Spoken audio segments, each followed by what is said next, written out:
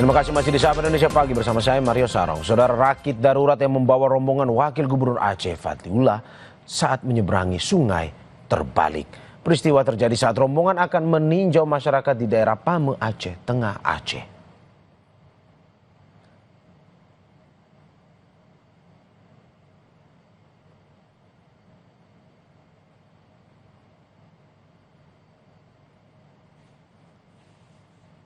Rakit darurat yang digunakan untuk menyeberang sungai di kawasan Pame Aceh, Tengah Aceh, tiba-tiba terbalik saat berada di tengah sungai.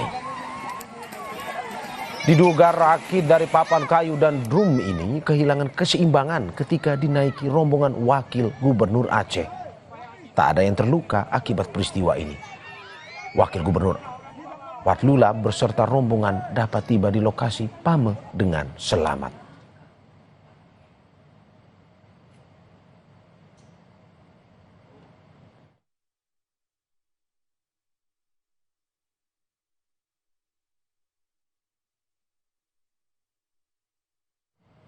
Masih dari bencana di Aceh, saudara, sebanyak 69.000 warga terdampak banjir di Kabupaten Aceh Utara hingga kini masih bertahan di pengungsian.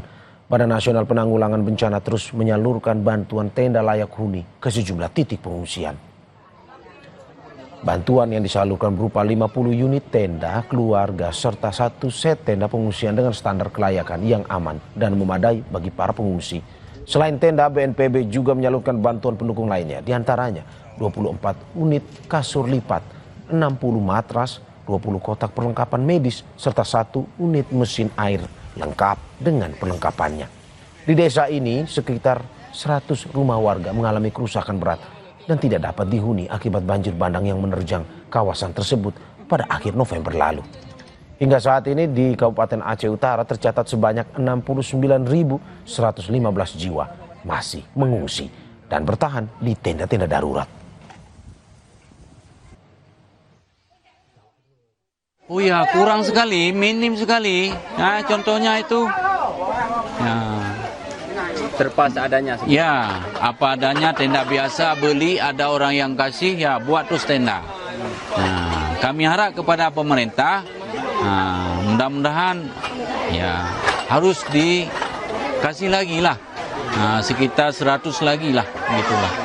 100 tenda lagi, karena masih ada ujung sana. Ya, ujung sana itu ada 20 kakak, kemudian di sana lagi ada 80 kakak lagi.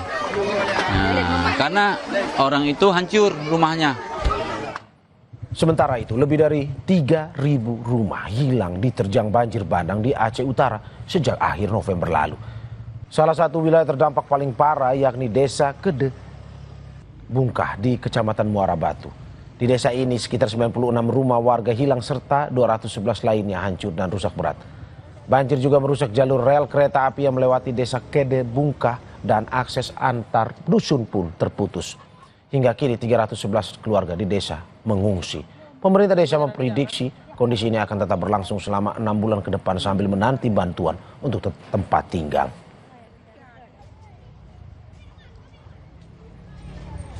Enam bulan ke depan kami masih tetap ada di pengungsian sekitar 211 kakak. Ini sekitar sampai di 6 bulan ke depan kami ini masih ada di pengungsian. Saudara, pemerintah akan membangun 500 unit hunian tetap bagi warga korban banjir bandang di Aceh Tamiang. Menteri Dalam Negeri Tito Karnavian bilang hunian akan dibangun melalui kerjasama pemerintah dengan organisasi kemanusiaan. Hunian dikhususkan untuk korban banjir yang rumahnya rusak berat dan hilang. Sementara untuk korban yang rumahnya rusak ringan akan diberi bantuan uang. Tito menambahkan peletakan batu pertama pembangunan hunian tetap bagi korban banjir ditargetkan 29 Desember mendatang. Donasi dari kita galang sebelum pemerintah masuk resmi, tapi baru tahap tanggap darurat. Kalau darurat baru nanti rekonstruksi rehabilitasi. Tapi kalau kita bisa mendahului, kenapa tidak? Di daerah yang sudah bisa kita lakukan membangun hunian tetap bagi masyarakat yang rumahnya hilang dan rusak berat dan perlu dan juga termasuk yang relokasi.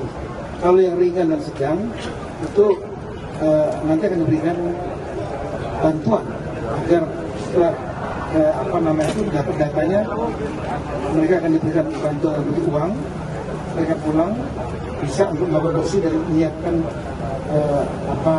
rumahnya kembali.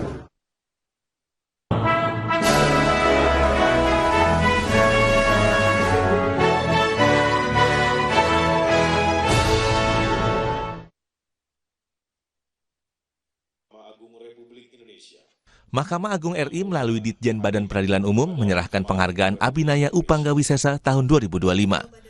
Penghargaan ini menegaskan komitmen Mahkamah Agung dalam melakukan reformasi birokrasi dan transformasi digital sekaligus memaparkan perubahan wajah peradilan umum Indonesia melalui sistem yang lebih transparan, akuntabel, dan berbasis teknologi. Peraih penghargaan Abhinaya Upanggawisesa 2025 adalah Pengadilan Tinggi Riau sebagai satuan kerja dengan performa paling menonjol, baik melalui kemenangan lomba maupun capaian program ampuh berpredikat unggul. Penghargaan diserahkan langsung oleh Ketua MA Sunarto, Wakil Ketua MA Bidang Yudisial Soeharto, Wakil Ketua MA Bidang Non-Yudisial Duyarso Budi Santiarto, dan pimpinan Mahkamah Agung kepada 143 satuan kerja yang berasal dari 30 pengadilan tinggi dan 113 pengadilan negeri. Dalam pidatonya, Ketua MA, Sunarto menyampaikan apresiasi setinggi-tingginya kepada semua peraih penghargaan. Sunarto bilang, prestasi yang diraih merupakan amanah moral dan kualitas yang sudah baik harus terus dipertahankan, bahkan ditingkatkan. Penghargaan ini juga menjadi amanah dan tanggung jawab moral.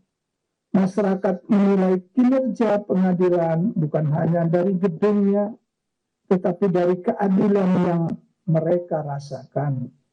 Karena itu, prestasi ini harus menjadi kompas yang mengarahkan kita untuk terus menjaga integritas, memperkuat komitmen anti korupsi, dan memastikan setiap layanan diberikan tanpa diskriminasi. Sementara itu, Dirjen Badan Peradilan Umum MA, Bambang Mianto, memaparkan penghargaan yang diberikan merupakan implementasi program akreditasi mutu pengadilan unggul dan tangguh atau AMPUH. Program ini merupakan evolusi dari Indonesia Justice Performance Excellence atau IJPE yang difokuskan pada penelitian dan evaluasi terhadap core business badan peradilan dalam memperkuat integritas peradilan di Indonesia. Untuk meningkatkan mutu pelayanan dan kinerja pengadilan secara menyeluruh dalam rangka melaksanakan amanah agenda nasional, birokrasi, reformasi, mewujudkan good government. Program AMPUH ini juga sejalan dengan asta-cita pemerintah untuk memperkuat reformasi hukum dan birokrasi, serta mencegah segala bentuk penyimpangan. Objek pemilihan AMPUH meliputi seluruh objek pengawasan, sebagaimana dalam buku 4 tentang pedoman pelaksanaan pengawasan di lingkungan peradilan umum.